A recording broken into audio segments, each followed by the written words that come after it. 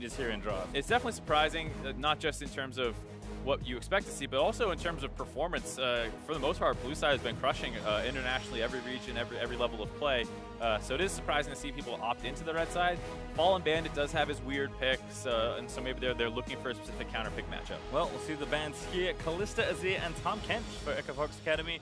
CLG with Zoe and Rise. So 3 mid laners already with maybe 1 more to come. Demonte has been looking quite good, but it's Kog'Maw instead of the final ban. You would have expected Malzahar there on patch 8.1. Already seeing a little bit of difference. That is a champion who a lot of people think priority will drop, just less effective. So we'll have to see if he ends up getting picked, but he's gotten through the ban phase. Well, 10 seconds out for this first pick. This is the man that we're going to see a lot of, I think. Galio kind of winded his way over to patch 8.2, despite not receiving many changes. I think it's the thing where in 8.1, at least in North America and in the LCS, people were so stagnant and kind of just set on like, oh, these are the 4 best picks.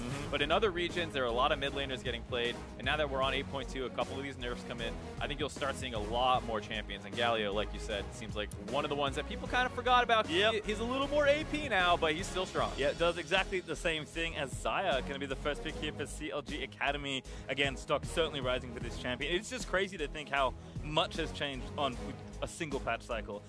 Yeah, with the changes to the sustain essentially in the bot lane that you're losing with the Relic Shield and all that stuff, new champions can start making their way in. Xayah felt like a champion that was still perfectly strong, just not in people's favor for some reason. And now maybe with the ability to poke people out, with their ability to win trades and have that damage stick, which is something Xayah is great at, maybe that's why you're seeing her now. Yeah, partly I just feel like it's a scaling thing. It's like everyone's focused on Tristana, Kog'Maw, these types of really late game champions, but I think Xayah perfectly slots into more of the mid game. Sejuani though is the next pick for Omar God, certainly one he is well practiced on, and we'll see what Fox have for their pick. Yeah, surprise, surprise, Omar God on Sejuani, and didn't see that one coming. And also like a champion that really didn't get changed much at all with the patch. Right, she is a champion that can pick a lot of different things in the jungle. Well, there's a fair amount of flexibility. You can go the Aftershock if you want to bring more damage. If you're concerned about your early game, you grab Fleet Footwork. Some people even take Unsealed Spellbook, like you saw in Europe.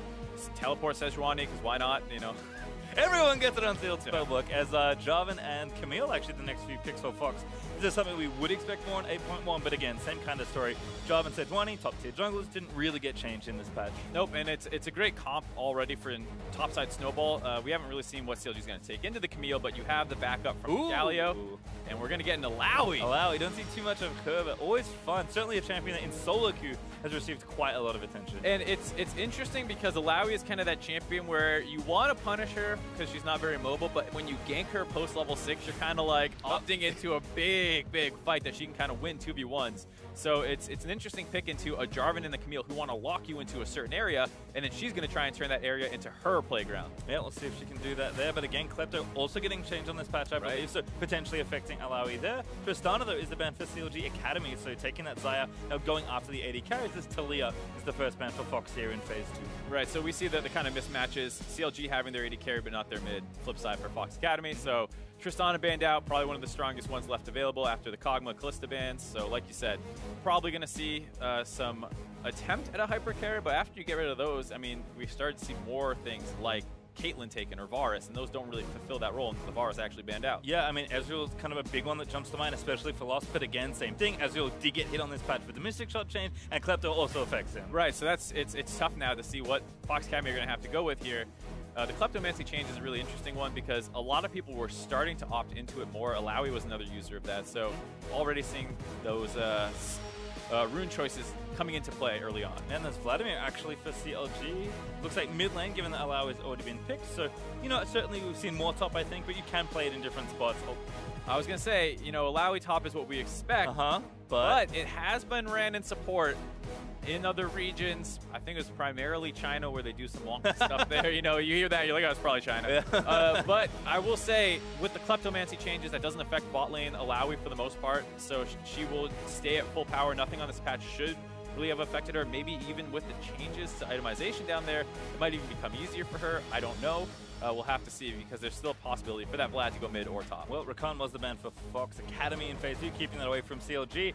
And he called the Caitlyn mark. There it is, pairing with Braum as they finish off that bot lane. It's an annoying bot lane because they can still land the Braum stacks on you, and Caitlyn can proc those very easily with her range, but it's not nearly as an oppressive lane as some of those old Caitlyn Lulu lanes. So Xayah will be doing just fine and keeping up with the push, especially if they end up locking in that Janna. And again, Relic Shield changes, not as much as Stain, there's Janna, and all of a sudden things are kind of coming back full circle. Oh boy, yeah, I would love to see Lulu, Janna, Karma in the bot lane again. Sure? No! Not at all. That's the big though for Phil here, and again, Janna. I mean, Janna and Lulu I think were already pretty good on this patch. With all the changes to melee supports, kind of getting hit with the support changes, Janna feels like kind of a no-brainer. And especially in terms of the quest rewards that were lost now that the quest leads to Sightstone, I think a lot of people thought Relic Shield's quest line had some of the best upsides, just made you tankier early on, and that was great on melee supports. They are losing a fair amount of effective HP from the changes. Well, we'll see what happens here, but fun stuff to kick things off here.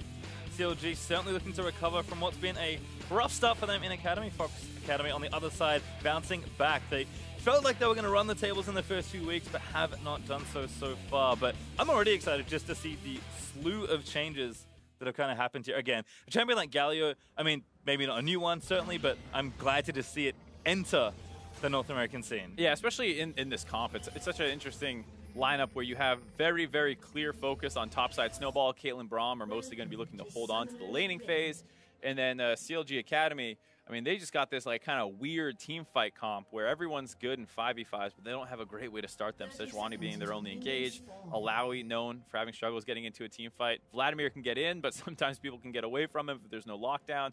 And then Janna mostly appeal. Well, it looks like Fallen Bandit not setting up tentacles for a leash right now, but everyone just kind of spread out across the river. Lost though, going to peek in, might just see auto, but doesn't quite yet. And everyone playing pretty chill. There's certainly some potential for invades, but looks like everyone's just going to play safe, which I guess I don't blame them for. New week, new patch, don't want to be too hasty. Yeah, who knows exactly. Braum is always scary to invade in on. You get a stack on you. Suddenly there's 4 people in the brush. Insta-pop on that stack, you're going down. There's also a ton of Ignites in this game, by the way. Phil and Tuesday both have them, and Papa Chow on the other side. I'm suspecting some spellbooks are also in the mix. I believe that is very likely. You could probably see that on the side of CLG Academy. Realistically, on almost 4 champions, depending on if Xayah wants to grab it or not. Still Fleet Footwork, actually, as those pop in. And it still is Kleptomancy Alawi, if I can see that right. Yep, you can. So Fallen Bandit, I think it's probably one of her best keystones. So despite the changes, you're kind of priced into that one. Omar there taking his blue buff for himself. So should be okay there. So checking with this top lane. Comet for Aloran, which has certainly been the standard on Camille. As you can see, W leads to a slow, which leads to a nice, easy Comet. And also surprising, continue on with Runes, is the Electrocute on Damonte. It's something that has gotten a little bit of popularity, but a lot of people were still kind of favoring the Unsealed Spellbook. But it does give you a fair amount more threat when you actually do get into a fight, getting that little bit of extra damage. I do like it. And again, Damonte on the Galio, certainly a champion that's changed quite a lot since the full tank just wave clear days. You build a lot more AP and do the damage now, but you're a little bit more vulnerable. Realistically, you pick for your poke and wave clear and your ultimate. Absolutely. So Electrocute, when you do land that ultimate in side lane, it's going to be much more impactful now. Yep, certainly have a good combo as well in that whole top side. We've seen, again, a lot of this in regions where Galio is more popular. Jarvan Galio was always a good combo. If you look back to Worlds last year, Camille's kind of doubling down on that sort of engage. And on the side of CLG, they do have some ways to outplay it, obviously. If you try to go in on the Xayah, she can go up in the air. If you're going in on Vladimir, he can go into his pool. Alawi, a little bit more susceptible, but like we said, if she gets a little tanky and she can drop her ultimate down, you might not want to be locked in there. It's going to be one of those Roar Stars. Exactly. Yeah. Who's trapped in with who? Is Omar going to clear out the Raptors? Level 3 right now on the Sedge. Looks like both junglers are pathing topside. Double buffs everywhere. Orange in onto his Gromp, but looks like a lot of passivity to start the other game, and I think those 7 stopwatches might add to that as we eventually approach the 6-minute mark. Lost and Papa Chow trading back. Papa Chow eating a face full of Janna damage from Airy there. Yeah, the more things change, the more they stay the same. Stopwatch still taken. Yep, that one didn't change. Nope, not yet. Not yet. As again, just pathing back and forth.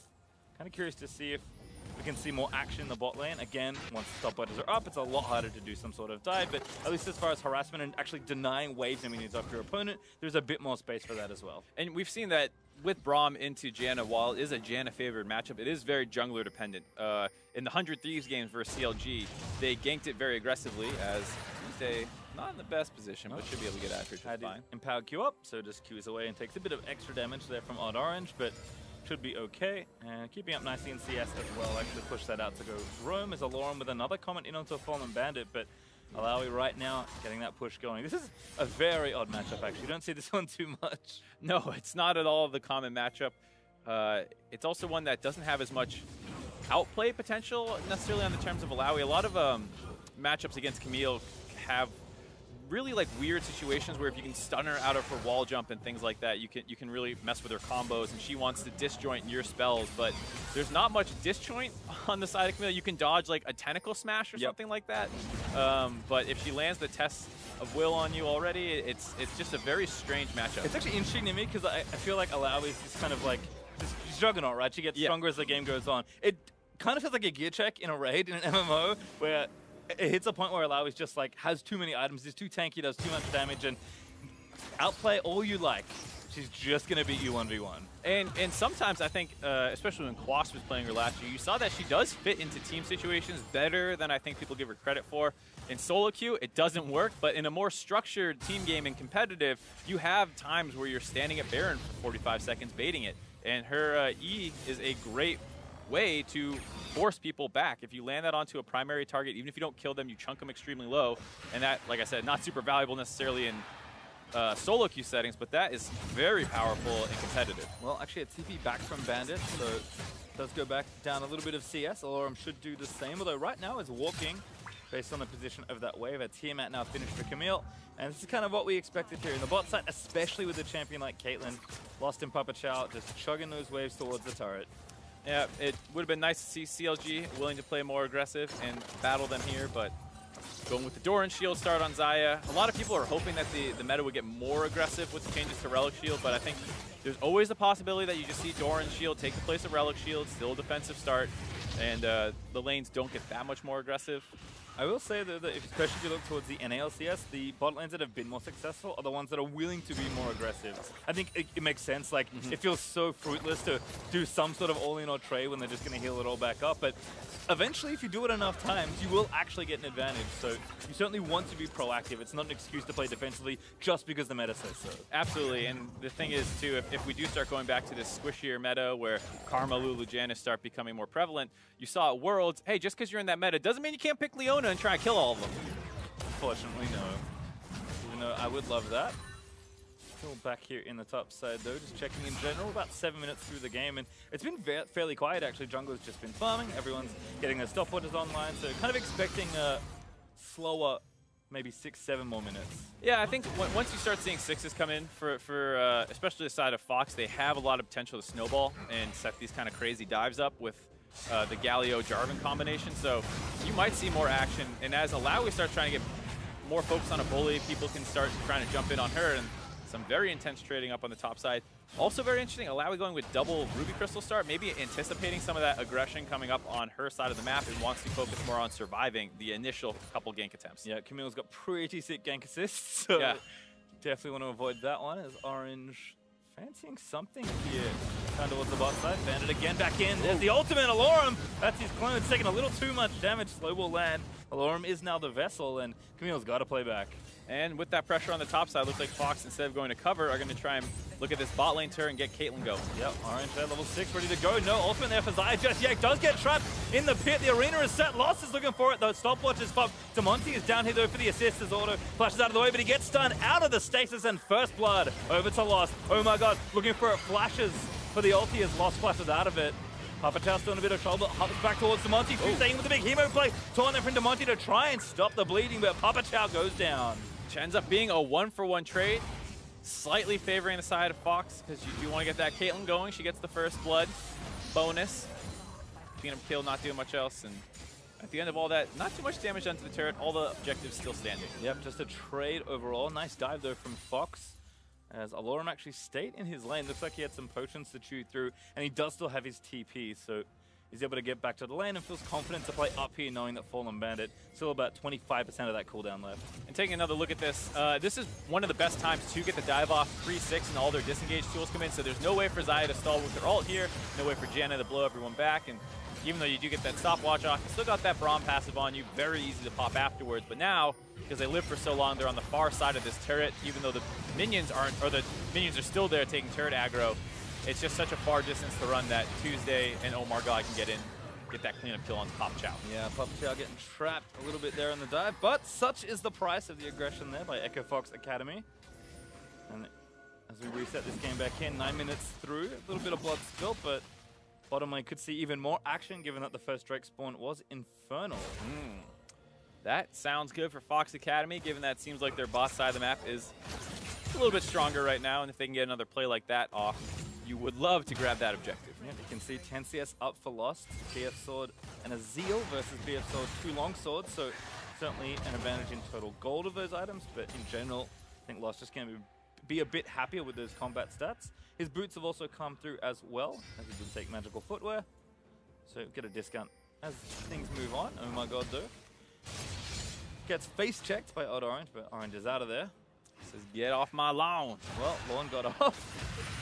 And it looks like Demonte again, I think really starting to demonstrate the power of Galio. He did roam down before, didn't have to use the ultimate, but now that he and Orange, you kind of mentioned this, Mark, they have their ultimates ready to go. If they're looking to, you know, really break open bot side, take the Drake, take that turret that they've weakened, as Tuesday is forced to proto belt, they've got a pretty obvious way to attack here. And Alorum, if he needs to, can also TP down. So yeah, CLG Academy going to have to play this defense down the right side very carefully.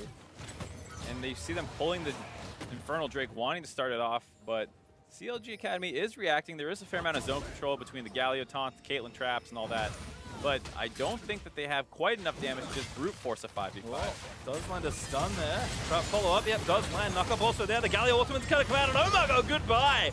Odd Orange able to take that kill, another jump lands, they look for the taunt in onto Auto, but Auto, Aussie's back there on the Xayah. Odd Orange forced to use that stopwatch as a double kill, comes out for the drive, and Tuesday late to the rotation, trying to get a kill as Phil is actually the one to claim Odd Orange. Demonte with a nice late stopwatch, and means the Tornado knockoff. The rest of the team still chasing, but Tuesday a little too strong. And on the top side, no one was able to TP in. They got their own fight going down. Alorum losing out on the trade a little bit. Yep, again, that Phage plus Kindle Gem working in towards the Black Cleaver despite the Tiamat and the Sheen. Fallen Bandit just a little too strong in these early stages. But like you said, no one's able to join, so we'll have to reset back to this objective. Is Fallen Bandit, nice. Little stasis. Again, slapping down onto Alorum. Once again, made the vessel. Slowed down, gonna have to dodge tentacles under that turret. Nice patience there, but I don't think Alorum really wants to all in here. No, but I do think getting that stopwatch out is pretty huge because it makes Alawi a lot more susceptible to ganks now. The concern would always be that you should... Oh, he's going in. Flash stun, TP in as well. Gonna try and lock it down. That's Alorum with a very stylish kill. But Tuesday gonna try and answer it. Alorum, no flash, but Vladimir pretty slow to chase. Flash slow after that. Protobelt's gonna follow Alorum. Still chasing through. Sanguine Pull should spell the end, and it does. Barely gets the cleanup kill, but overall a great trade for Alorum. Gets the kill himself, able to get the summoner spell out after breaking the stopwatch, so huge advantage now for him up in the top side. I love some Sanguine Pool kills though. As satisfying for you as a Vladimir as it is frustrating for your opponent as you just slowly see the L pool. Yeah. Well, unfortunately all that pressure does mean Infernal Drake over to FOXA Academy. Yeah, you're able to get the teleport up to the top side on the mid laner, opens up the Infernal Dragon, taking another look at that kill. He knows the stopwatch is down, flashes to make sure Fallen Bandit can't flash, gets the stun damage in, and then knowing that he has the ultimate to follow afterwards, and this is just trying to stall out basically. You get summoner spells out of Tuesday, he stays up there and gets the kill. MarkZ was also moving up to the top side of the map, so that's just free Infernal Drake. Good coverage. Tuesday able to get himself second kill actually. Powering along pretty nicely on the Vlad with Haunting Guys now finished. Demonte also has his own proto belt, so there's a sale on apparently in mid lane. That Hextech item is Auto again laying into Papa Chow with the help of MarkZ. But 3v2 not going to last too much longer. Odd Orange also shadowing his bot side that they've been getting a pretty good leg up in. You can see again, 20 CS up for Lost. And despite that pressure, again, MarkZ is trying to get down there and help.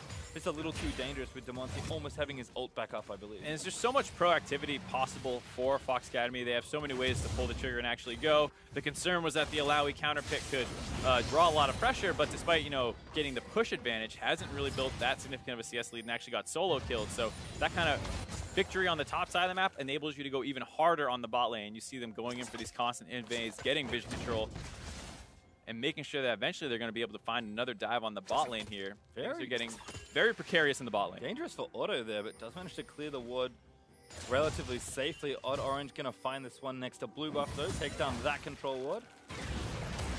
Again, Fallen Bandit back onto Alorum. Damage is good. onto the clone, but don't think Alorum was there long enough to taste the full brunt of that. You can see so much vision in the bot lane there. No wards on the bot side at all for CLG after clearing that one out.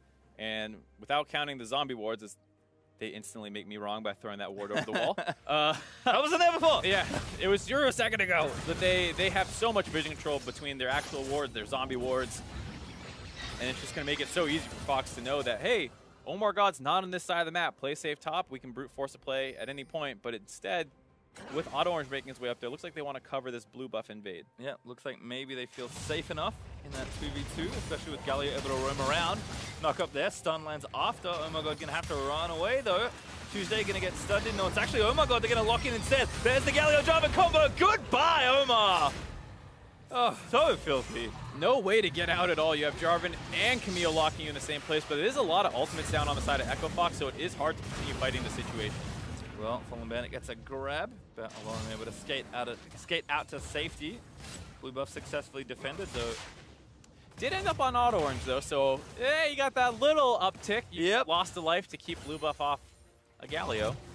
Well, not the best victory. Not, you know what? We'll take it. A small one. We take those. This turret's about to go down, so FOXA Academy about to keep themselves even further ahead. Again, all that power's transferred to the top side. Lost and Papa Chow feel strong enough in their 2v2 with a bit of early help in that dive to really force through. And this is kind of the Doomsday scenario when Caitlyn gets going. Again, Lost has not bought for a little while longer. Should be able to take this first outer turret soon, and then your standard rotations happen. You move them to other lanes, and when the map opens up, globals are really good. I mean, Caitlyn's already strong enough in a siege, and Galio can help pretty much anywhere. And it's not just champions either, it's personnel. Lost, like we were saying, one of the key members on the side of FOXA Academy for why they are so strong. And he's the furthest ahead on your team. It's very concerning for CLG Academy. And like we said, not great engage tools. How are you actually going to get onto this Caitlyn when she's sieging down in front of your turrets? Well, 2,000 gold up, and Infinity Edge completed with Zerka Greaves and that Zeal that Lost had earlier. Looks like they're rotating to the top side, going to try and help out Alorum. Fallen Bandit going a little deep here for this turret, but he's got Phil and Auto behind him. The turret is going to fall. That's a nice counter push there from CLG Academy. Yeah, it was interesting. They knew that with how low the turret was on the bot side, FOXA Academy's bot lane was going to stay down there to finish it. They recall early, start transitioning up to the top side, knowing that they're going to be down, but now they're stuck in the lane again. It's nice that you got that turret, but you're still matched up in the 2v2 bot lane. Yeah, red buff Galio also making pretty short work of a lot of that turret's HP. Demonte is farming up a storm here. I mean, Tuesday's just fine as well. They have similar scorelines and pretty close in CS also, but again, just the total mobility that Demonte has with his ultimate and the TP, especially since Tuesday has swapped to Ghost over Teleport.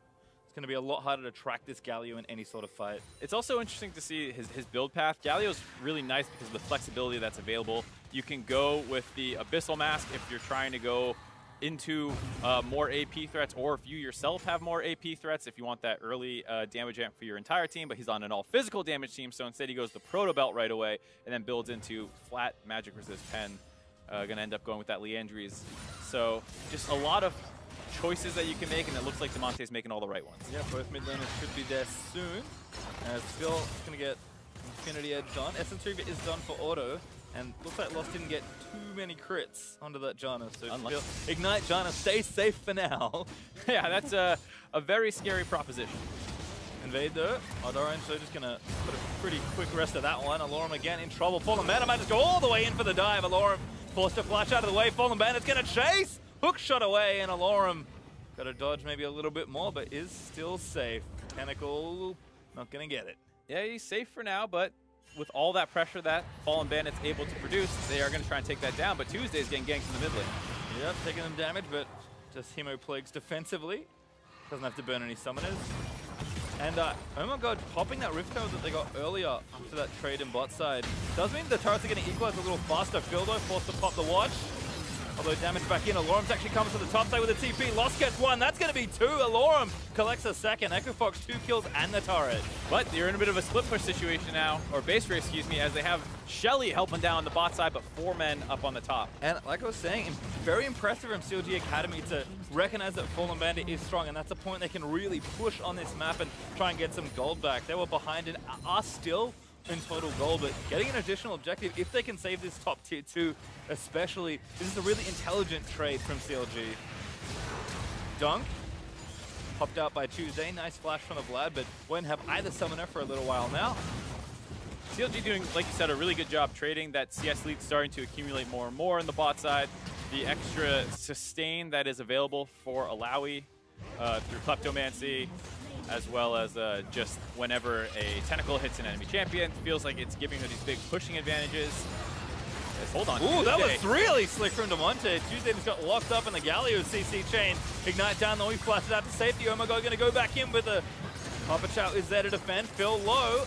And TP in as well from Fallen Bandit, but nothing to come of that play. And Demonte does get out.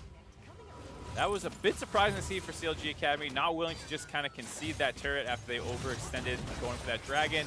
Here, the dive is just too easy. After MarkZ shows down the bot lane, you realize that there's no way for them to really contest this, unless the Alawi's going to TP in, but Alarum pulls the trigger first, shows up, helps finish this off. Odd Orange also there. Just a really clean 2v2 dive started, but then Tuesday just proto-belting in for some reason.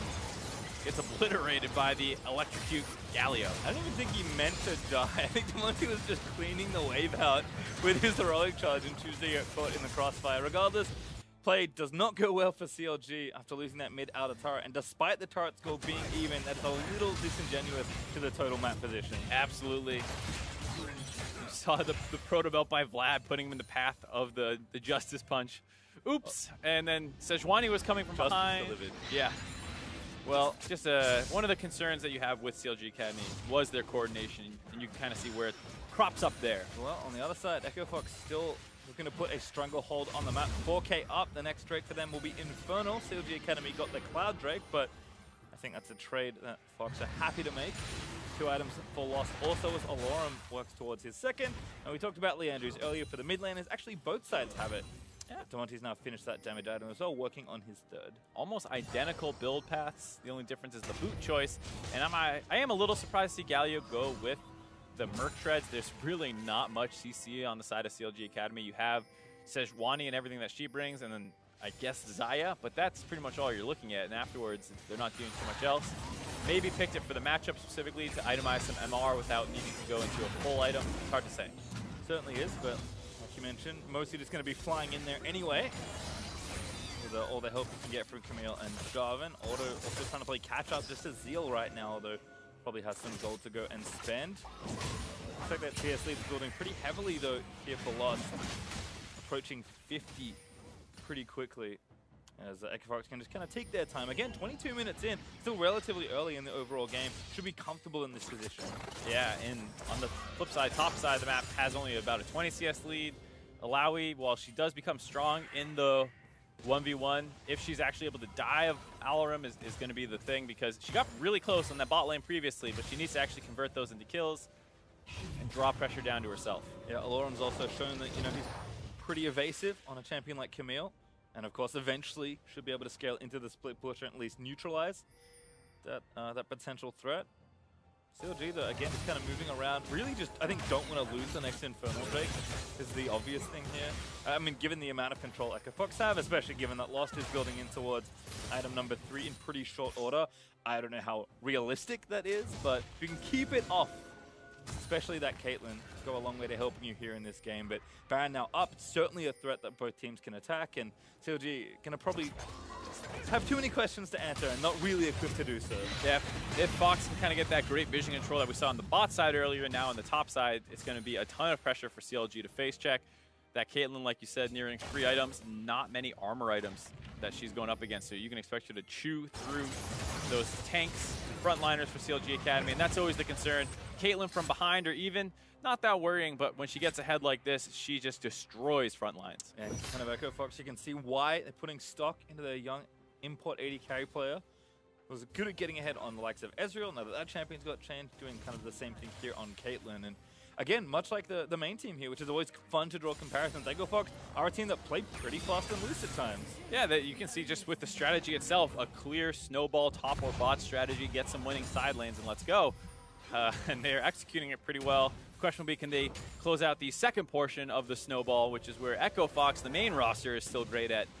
The Academy team, we'll have to see if they struggle with that. We'll see if their learnings will net them the next Drake. Infernal up in a minute 20 as Odd Orange back towards the Baron area, wanting to make sure he has vision over that.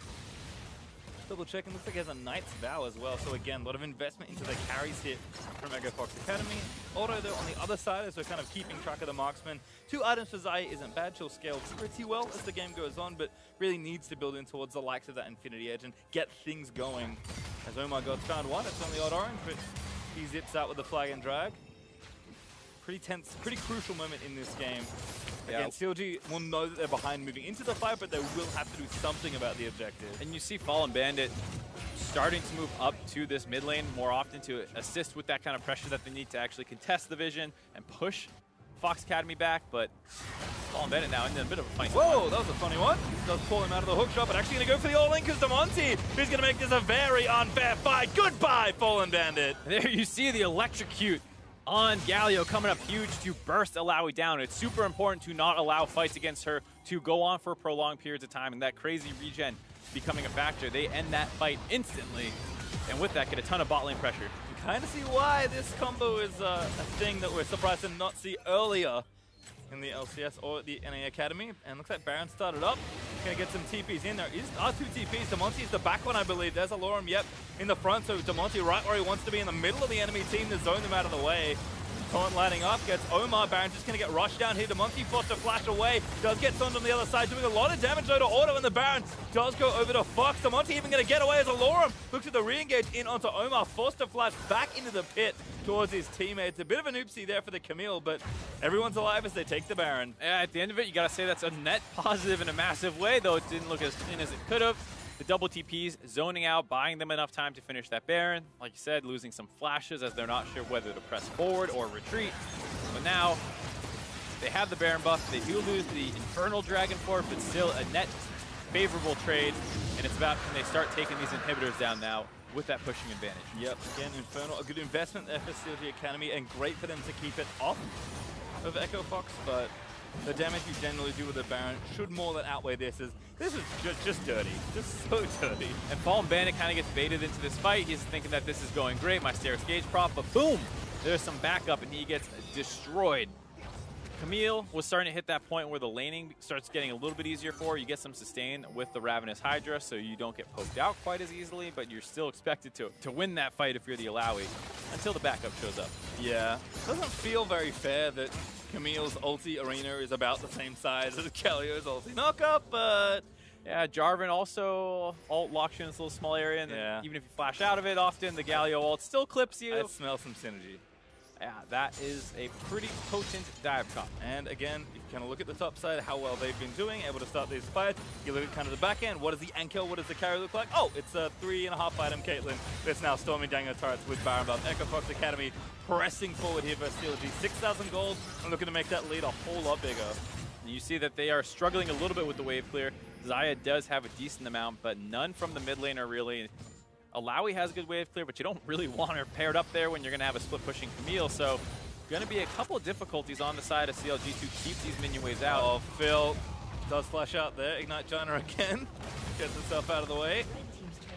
That's the turret falling. Mid turret also weakened. And this is something we've seen a lot from Galio, especially when he was in vogue. Again, you think back to the end of last year. You can play pretty much any setup as long as Galio's in the middle, and you are going to pressure every single lane. It's just such a dominating champion. A little squishier now than what we are used to seeing. So in that Baron example, when he was a little bit too far forward, did get chunked out and had to flash away, but still relatively tanky, but bringing a lot more damage now with the changes to make him a little bit more AP focused. And that kind of helps him destroy those turrets with that passive. Yep. As Fallen Bandit gets grabbed up, grabs up Alorum again. But again, continuous pressure here. Demonty caught. We'll see for how long. Ulti's out of the way. And he's fine. Totally fine. Able to heroically exit. Yeah. Hey. I knew where you were going. I like it. Yeah, you're quicker than me. Random side note, just off the Alawi matchup, if you do get your spirit tested, it's better to run away and break the tether than to take a bunch of free damage, because it's pretty easy to dodge the spawning tentacles, all things considered, especially when the turrets drop and you have a long lane to run down. So if she ever does land her E on you, I recommend backing away as opposed to letting her pound on the clone and give you a bunch of damage. It might feel fun to play the minigame for a little bit and see if you can, get out from under it and not become the vessel. Turns out, just quit the minigame. It's not good. Yeah, you're going to take a lot of free damage. If you try and scare her off the vessel, then suddenly it's 2v1 with their ultimate and you're getting destroyed. So yeah, just break that vessel. Admit that you don't want to play that game. No, well, Death Dancer Fallen Bandit could add to that 1v1 potential, but 3 items also for Alorum, who again also has his team, especially that Galio, who's now 4 items through his build to really pump things up. 10,000 gold plus, well, just about actually, for FOXA Academy. Didn't break an inhibitor turret just yet, so those inhibs are up and protected for CLG Academy, but that's about the end of the good news in this portion of the game. I mean, all things considered, the fact that they were able to get that chunk out onto Damonte, force his defensive ultimate, did go a long ways to stalling out that Baron. And they are able to keep all their inhibitor turrets up. So overall, I'd say, given that you lost the Baron, that's a net win for CLG Academy. Things could always go better. You could have killed the Galio, but you got to be happy with stalling out at this point, buying yourself more time to match those items. Like you said, Galio at 4 items, kind of at the end of what you expect his damage to be. He is still sitting on a Dark Seal. Does he upgrade that? Who knows?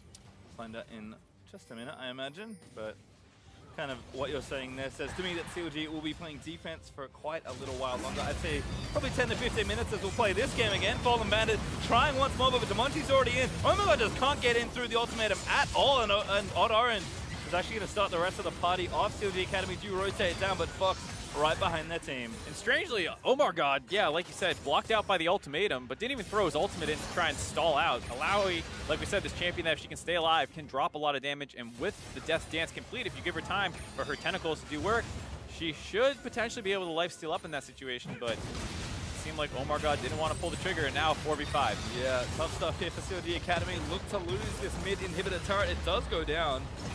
And now the inhib is exposed.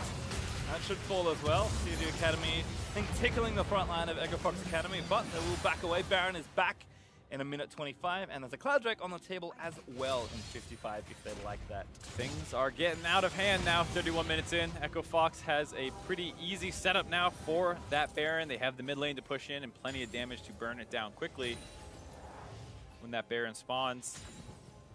CLG trying to go out right now as enemy teams recalled, get that vision out to try and make it slightly more difficult, but yeah, I'm not quite sure what their plan to get back into this game is. Hard to find pickoffs against the Galio like they were trying to do here. Have to see why he did not just throw the ultimate. Goes for the W, sits on it, doesn't get involved, and kind of leads to the death of his top laner. Yeah, forced to use his flash also at the end of that play. I mean, did get CC'd twice, but certainly had a window to throw the Glacial Prison, so Fallen Bandit's going to have to feel like, hey, what are you doing? You're not a bystander. Yeah, you're like, call somebody. Oh, what are you and your pig doing? Just watching. Get in here. If you came in, it'd be a 3v2. Anyway, Alorum is going to start off the Cloud Drake here for FOXA Academy, and 20 seconds after that, Baron will be up and available, so Alorum can TP there, has plenty of pressure to apply to this bottom lane with the super minions also pressing in mid. And Damonte also got 10 stacks on now the Magi's actually, which is what the Dark Seal was upgraded into after getting that final one. Must be feeling pretty good about his situation. Oh yeah, Galio loves when you can get all that free AP just for helping out his teammates. Does a lot of helping as well. Alorum also going to start the party off. Fallen Bandit, he's the one trapped in the center as Odd Orange dives straight into the back of Phil Damonte. Huge amount of damage, basically combos down the Janna by herself. Lost dives on it Tuesday as they abandon their AD carry. Damonte forced to go into stasis from the zone for Odd Orange down. A bit of a mess here as FOX overextend themselves. Tuesday going to try and chase down the last kill. Baba Chow, the only one left alive. He will live, but that was a disaster. Yeah, who needs the support? You just got 4 kills in the mid lane as Baron spawns. CLG Academy are going to grab that one as FOX have a disastrous fight. No battle line set up at all. No target focus. And they potentially have thrown the game away now. I mean, we asked, how is CLG possibly going to get the Baron with the setup? The answer was Fox just gave them a team fight that looked awfully bad, given how far ahead they were. CLG Academy sat back. The overextension from FOX came in. Damonte, I thought he was going to ult in on somebody, but he was just flanking around the backside. And even though that looks nice that he was able to find that the whole time, Tuesday just said, all right, well, you know what? You go on my backline, I'll go on yours. And that huge Caitlyn gets soloed out. No one going in to protect her. Damonte could have tried to drop his ultimate, get the shield on him. Doesn't end up doing that. So here you see Alorum and Odd Orange go into the backline trying to find the angle, and Damonte up on the top side is just doing his own thing and is not healing for loss. He's going to drop down to Tuesday. No one actually protecting him at all. And then because the backline was split on 3 different targets, Damonte, Odd Orange, and Alarum all go down separately. Just no focus at all in that fight. Galio was just so much squishier as well. I mean, Damonte through the stasis just didn't last at all once kind of everything broke loose. So, I mean, you thought with Camille, with the flank angle, Galio already, just press the buttons and let the ultimates do the work for you. Yeah, that's the thing is why not drop your Galio ult? Maybe you're already off on the flank and it feels like a little bit of a waste, but didn't really use it. And Xayah, Janna, like we said, they do have a fair amount of disengage available, so if you don't land those ultimates correctly, you can very easily find yourself in a situation where you are going to die. And that's what happened there. Just not a clean engage. Another defensive ult here for Damonte, although it might be good for a rotation, actually. Yeah. Is he going to look to try and take down this turret? No, not enough. Tuesday here with the rest of the team coming in to defend. Mid and Hib still down, but should be back up in a minute or two. And now CLG having the Baron. They might have just reset the game. Still behind pretty woefully in gold, but starting to matter less and less as the game ticks forward. Yeah. Dragons are equal. Both have a Cloud and an Infernal, so there's not any advantage there. It is still hard for CLG Academy to push out. The matchup's still tough to fight in the 1v1, as well as all the map mobility available for FOXA Academy, as you saw there, makes it hard to really aggressively attack anyone in the side lane.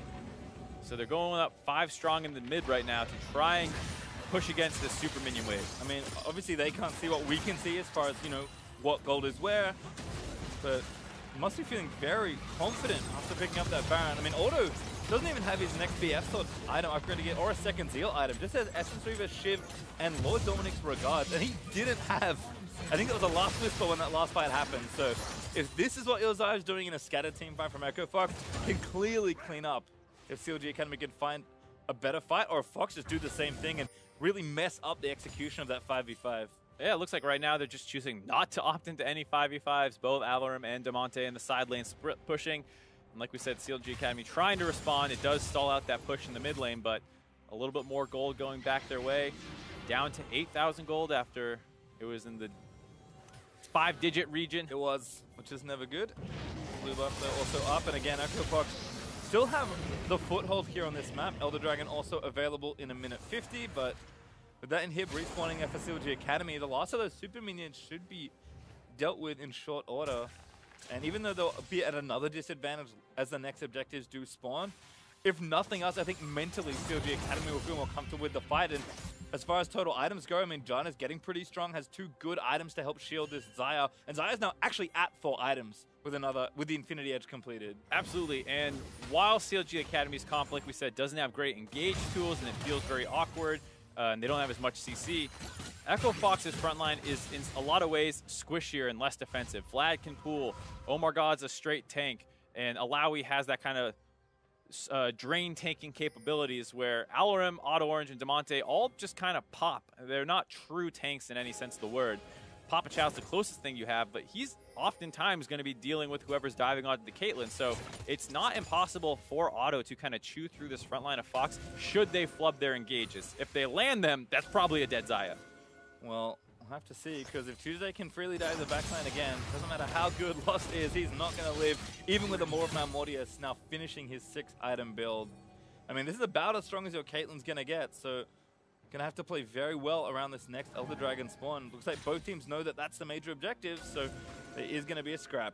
And I like that Echo Fox is not instantly devoting all their resources to vision controlling around that. They know 30 seconds to go, we can build up these side lanes, we can generate pressure, put CLG Academy into an awkward spot, and force them to react to our map pressure versus us reacting to their vision. Yeah, again, remember, it's still tough geographically for CLG to really play around this map. If you misstep too far in the side lane or around the Dragon, you'll re-lose the mid inhib as Fox go in for that retake. So it is a little tricky, but Tuesday is dealing with this wave right now. Again, CLG have built up quite a lot of strength. I think execution is going to be certainly the thing I look for, especially from Echo Fox, is they're still ahead. Still cannot scrub the last team fight out of my head just yet. It was abominable, so it's hard to forget, but they need to keep their confidence up. That is how their team comp works. You can go for this 1-3-1 strategy, of course, but you will eventually probably need to pull off a dive. If they're able to get the Infernal Dragon, though, maybe things do stay this easy. Tuesday in base right now doesn't have TP. Yeah, timing not great. Oh, it swaps out. Yep. There we go. There's the TP from Tuesday on the left-hand side of the screen. And that's enough to get Academy FOXA Academy, excuse me, offered the ejector. In fact, nice leash there potentially. Might just swoop in and take it. My fight's on. Zaya grabs it of all people. And now the fight's going to start for CLG Academy. A stun lands in from the ulti there as Auto collects the jungler. Yeah, and Alarum and Damonte stopped giving their split push threats. So even though they lose that fight, they also are not able to push on the side waves and actually threaten the inhibitors. And so CLG Academy, another minor win, clawing their way back into this game. And we talk about, you know, the coordination for FOXA Academy looking good. CLG were the ones very coordinated around this play. Yeah, absolutely. You see Galio not really going in, Auto Orange prioritizing the objective instead of potentially looking at auto or fighting. So the Infernal Dragon goes over. Probably hard to win a team fight against that at that point. They likely would have wanted to have pulled the trigger before it got into that situation, but they took a little bit too long. CLG got the Elder Dragon down into smite range, and then you're playing the smite fight game instead of the team fight game. Yeah, and just kind of had two different decisions to make, and I feel like didn't make either. You have two side laners with 3 globals. Yep. No one joined that fight. Instead, it was Tuesday with a TP switch as CLG make the snap decision and come out nicely as a result of it. And now, Elder Dragon's going to be around long enough for this Baron to spawn. They'll have about 40% of it left after they take it, and more importantly, they'll have it to actually take the objective with. Yep, stall, stall, stall. That's the name of the game here.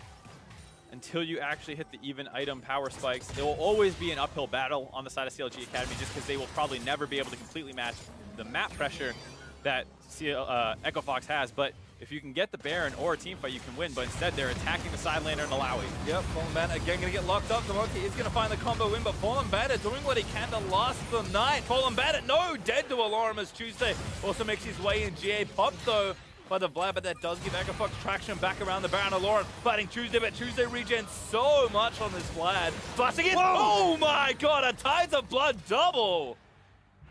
That was spicy out of Tuesday, and with that, they're going to have complete control around this Baron buff. He's going to collapse over into this 2v, after winning that 2v1. Alrighty, well, Baron's still on the table. Auto attack by the passive. Winter's Bite goes in. The dunk follows through. Auto, though, is going to live through it all. Pops the ulti. Roots Papa Chow back into it. Still, though, taking Flack Loss. Flashes in aggressively and takes down Auto. FOXA Academy trying to make the play. Tuesday roaming up, though. You have to be careful of this Vlad. And they took that fight a little bit too early there. It was a 3v3 because Vlad was not given time to collapse from that bot lane. And Lost goes huge on that fight, finding Auto after a bit of a, messy engage. Phil was able to keep Auto alive through the initial fight, and so you thought it was going to go well for them, but Lost overextends, but not done yet. Yep. Fallen Bandit's back up. Yeah, the chain of teleports continue. Fallen Bandit running towards the team and then feints back towards the Baron. Looks like CLG Academy might have their eyes on the big purple worm despite not having their AD carry. Instead, looks like they'll contend with Vision. And now a counter TP in the bot lane. Looks like that's Alarum going for the inhibitor. Yeah, Alarum sees that the Alawi wastes her TP in that situation, goes for the inhibitor. Now this is brute forcing the Baron as well for FOXA, as all of CLG has actually recalled to deal with Alarum. This will stall out long enough for the Baron to go down, most likely, though. Good dodge by Alarum, is again just trying to buy time for his team. Hook shots away, still not dead. Tuesday chasing him down. He moved like should be enough here. Alarum does not have stasis left, so Tuesday unstoppable. Grabs the Camille, but that does gift Baron over to FOXA Academy. All things considered, I believe that is good for FOXA. Okay. Including the double kill in the bot lane. It's really hard to factor all that in, but they end up with the Baron buff at the end of the situation. They have a 40-second death timer on the Camille, so during that time, CLG Academy are going to push mid as hard as they can, try and get an inhibitor to neutralize the Baron pushing that will come in after the Camille respawns. Well, certainly things getting pushed a lot further than we might have expected, given how the early game went. Lost is now 6 real items, in air quotes, has a Mercurial Scimitar. Those boots have been sold back to the shop. And looks like this defense is pretty easy. Trap line's good. Clear the waves out with the Galio and the Caitlyn. And let your Camille come back in 10 seconds. 2 inhibs open on the side of CLG Academy. FOXA looking to try and take those out and finally maybe push some supers into those Nexus turrets and close out this game. But CLG's resilience has been on display here. Yeah, absolutely showing that they do have the mental fortitude to stay in a game like this. FOXA Academy also showing that they don't quite have the closing ability that the main roster is known for, because we were trying to compare those two.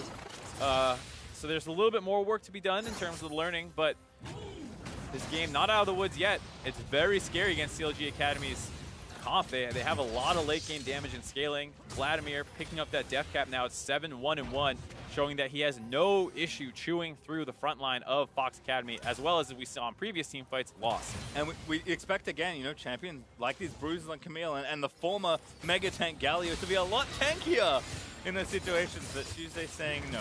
No. I am far too strong for that. As the siege has begun here, Alorum is keeping things interesting in the bot lane. Ooh. A lot of damage on that Trinity Force. Fallen Bandit gonna get stunned up. Ooh, good little ult there, but takes the chunk out from Precision Protocol. Alorum again still slowing down, gonna keep chasing through. Fallen Bandit gonna get that GA pop as Omar looks to ult down. Turret goes. And again, Alorum looking to try and get the 1v2. It's his turn for the big outplay. But instead, CLG Academy will fall back. They need to make a decision here. The Camille has completely taken over that 1v1, able to force Fallen Bandit back, gets the inhibitor by herself in the top lane. The rest of Echo Fox are pushing down there. Mid lane also open. They've had enough of it for CLG. Another ult from Tuesday. Demonte going to CC him up. Alorum going to try and get the stun down in, but can't find it. Tuesday still living through the play. Pops the status there, and that looks to be a dead Alorum, as it will be. Tuesday dominating, but now Echo Fox Academy roaming back around, but a little late to re-engage on this fight. They did get 2 inhibitors out of that. Alorum took the bot, and Echo Fox got the top, but little messy. And here, Echo Fox actually is not going to back off. They want this 3rd inhibitor. Might as well take it. Yep. CLG Academy, not enough strength left to push them out of their base, so Echo Fox Academy will collect almost everything, as it's just 2 Nexus turrets left for Echo Fox Academy to strike for one more time and finish off this game. But it has been a roller coaster ride, given where we started. Oh, absolutely. In CLG, you see the problem of not having enough CC in this fight right here. They want to get onto one of these targets. Alorum ends up without enough summoners to get out. Baits out that engage. Demonte tries to get him out of there, but it's too little too late. And after winning this fight, you would like to see them continue to chase down different targets, but they're unable to get on to anybody, as OhMarGod already used the majority of his CC, and you see just how much damage Galio's Q does now when you go this AP build. OhMarGod dropped to about 40% HP, mostly off of just the Winds of War. Yep, sitting in that Q a little too long. And like I said, given how much squishier Galio is, the trade-off is certainly worth it on the other side, as long as you don't get yourself killed too quickly. And now triple super minion lane pressure will force CLG far back. And if we make it that far, Mark, we will have another Elder Dragon potentially available. But I don't think Echo Fox Academy want this game to go on for too much longer. Absolutely not. It's going to be on Lost here to help escort these minions in and then start working down these Nexus turrets. Requires a lot of coordination with his team, though, to make sure he stays alive while he tries to do that. Well, we will not have Baron buff to escort these minions, but shouldn't need it. And again, Nexus turrets getting threatened, but Auto is just savaging down these waves on the Xayah. 5 items done as well. Still has the boots, so no true 6, but should still be happy with the amount of firepower. This Nexus turret finally getting aggressed on a bit, but CLG Academy looking for that fight. Papa Chow getting shrunk, but Odd Orange keeping everybody away. Lost needs to be a little bit more careful. Fallen Bandit flashing in for the play, but they're peeling, trying as they will as Demonte covers Odd Orange with an ultimate. But Lost forced a little bit further back here. A very messy fight, but Fallen Bandit finally dies to the Galio. On the other side, though, it looks like a kill almost under Odd Orange's Demonte. Stasis and flashes back out of the way. Tank line still good as Tuesday. Godlike takes down the Galio as Demonte is forced away. They're able to win that fight. They do lose a Nexus turret to the minions, the other one at half HP, but after winning, they are going to be able to defend it. Echo Fox, not deterred quite yet, wants to keep this pressure up despite the 4v4 that they're in. Oh my goodness, Odd Orange sniped by a feather, as that's going to call the playoff. That was a little overambitious by Echo Fox. They wanted to get that last Nexus turret down, don't quite do it. A nice defense out of CLG Academy, and you see how scrappy these fights are. Feels like CLG's damage and team fighting strength is now better than Echo Fox's, but they just don't have the CC to force that fight to continue going on. If Echo Fox went purely disengage mode there, they might not have lost anybody. Well, checking this one again, it lasted quite a while. Yeah, Papa Chow gets chunked out early on in full retreat mode, Lost trying to kite. And you see that they're not really going to be able to kill anybody until they go back in. And that's where eventually Tuesday's going to be able to find the follow-up kill onto Fallen Bandit when he gets a little bit too close. Chunked out, excuse me, Demonte goes down. Yep. Fallen Bandit who dies afterwards. Yeah, it's not enough. There's a trade 1-for-1 top for mid laner. Oh, Ito's orange. Yeah, he's just staying in minion wave. Yep. Just dies to a feather and a pullback. It's hard to track those sometimes, especially when you got Caitlyn traps on the ground, feathers. Especially when you have Baron. They're purple too. Yeah, you got Lowy tentacles on the ground. There's a lot of stuff that starts cluttering up these games. Well, doesn't matter too much, thankfully, for Odd Oranges. He will be up in time to take this Elder Dragon. Not that he's actually doing any jungling right now, because Papa Chow and Lost, determined to take this game firmly within their own grip. They're going to take down the Elder Dragon for themselves. And, ooh, look at this double play. Going to just chunk down the Baron. Also, Elder Dragon going to help out a lot between these three frontliners, I should say. Able to bash down that Baron, and surely, Mark, surely this will work. Surely. Inhibitor 1 back up, but still 2 waves of pressure, and that should not be too tricky to take. Oh, make it 2. Or is that just the first one? That is just the first one, excuse me.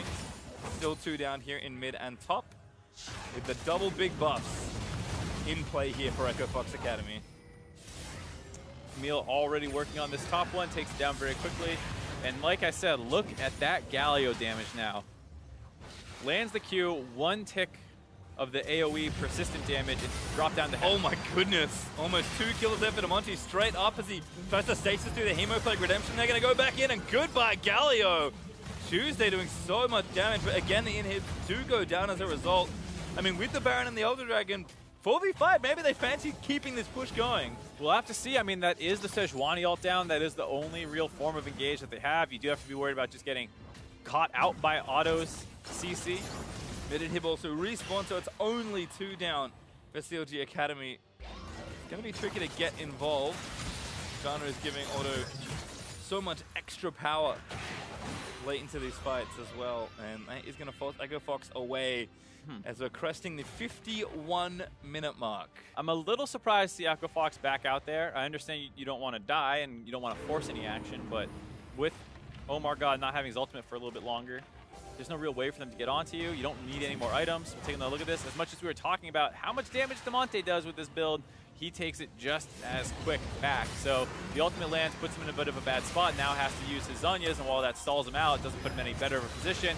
Very smart positioning by MarkZ there to walk to the far side of the Galio, so if he tries to just his punch away, he just bumps into you, cuts that path off, and like we said, pops very, very quickly. Yeah, I think that was a Hemoplague-empowered Xayah crit plus the Hemoplague pop damage that killed poor Galio. Not nearly enough time to pop that W.